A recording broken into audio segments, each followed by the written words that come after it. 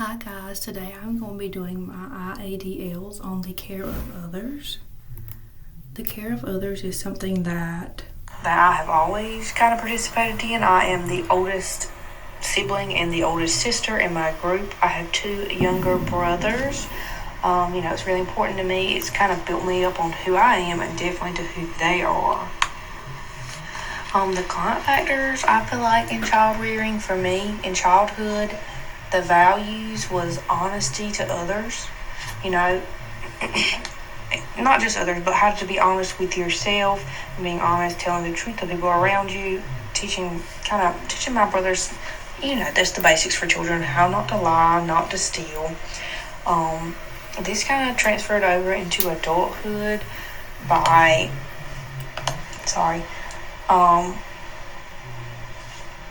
of the same values, but just more honesty to self. Learning how to set boundaries, to stand your ground, to learn that it is okay to hold on to your boundaries even if it makes others uncomfortable. I'm able to use this now and being able to teach my daughter these same things. Also, as a child, for body functions and client factors, I put global mental functions, and this is because I was a very, very introverted child with everyone but my family. So I was so focused on making sure my brothers were taken care of. I wasn't really wanting to interact with the outside world. And now, obviously I am not.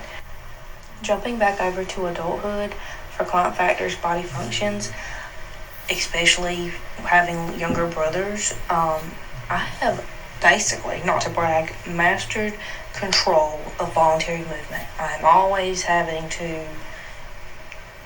catch a ball or toys that have been thrown at me since childhood, and now I'm catching sippy cups, or was pacifiers, to now trying to take care of my own child. I am still catching sippy cups, pacifiers, and as Zoe is a bit clumsy, I am catching her when she falls, when she was learning to walk, and even now. Going on to performance skills with care of others, I would be teaching my brothers, just basic social interaction, how to initiate a conversation for Nick because he didn't want to have a conversation, and Banks, the youngest, how to stop a conversation because once you get him started, he is a chatterbox and will not stop until he makes it awkward. Now, as an adult, I feel like I am learning a whole different set of social interactions. With Zoe, she is teaching me not only to stand up for myself, but I'm having to advocate for her also. And she will also get you in the most awkward situations that you're either having to just jump right in and play along, or B, figure out a way to end that conversation. For example, she will have dance parties with strangers in public restrooms if there is a good beat going.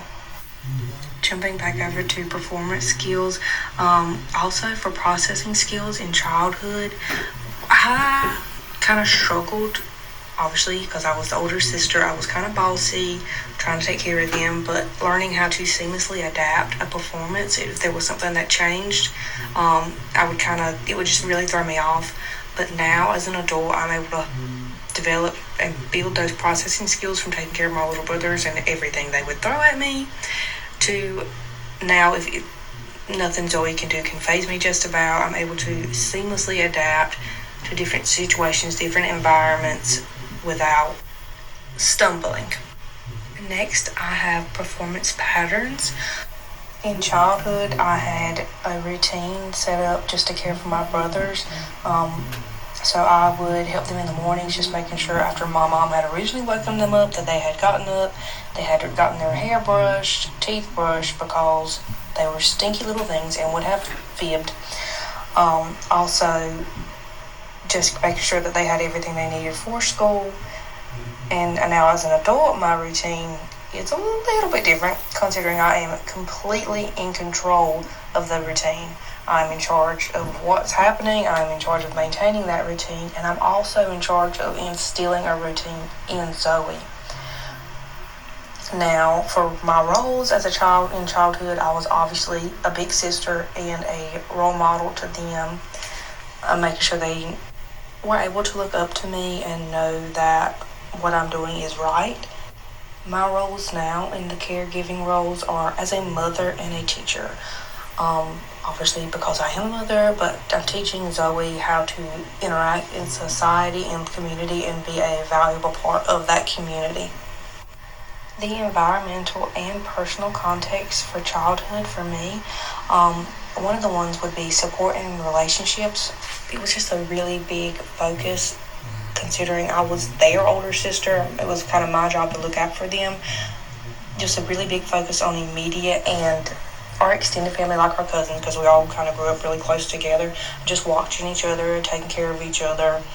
And that has transferred over into my adulthood by being able to differentiate between friendships, peers, community, knowing how to interact in all three environments or in all three relationships, being able to give respect and offer support to others.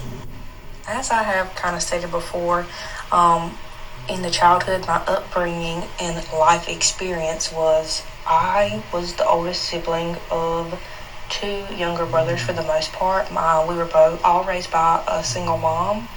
And now, having had that caregiving experience my whole life, I'm able to pull that over into my role as a mother now. And my life experiences with Zoe, I'm able to have more confidence in my decision-making skills with her. I'm not questioning, am I doing the right thing? Because basically I was able to use my younger brothers as test dummies. As I get to activity demands in childhood with the care of others, most of that was focusing on me and the boys learning and teaching each other how to have manners in social situations, like when we go out in public.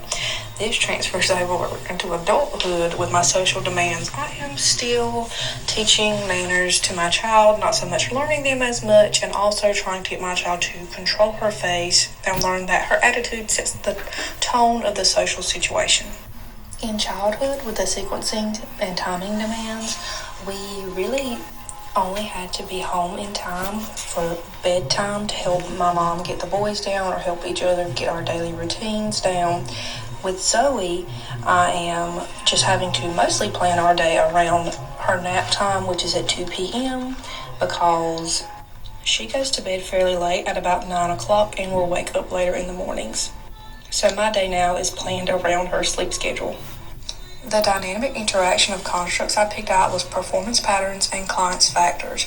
As I have grown older and changed my normal daily IADLs from care of others to child rearing, I am able to use the knowledge and skills that I built upon the care of others to transfer over to my new roles as a mother instead of a big sister or oldest sibling role with confidence.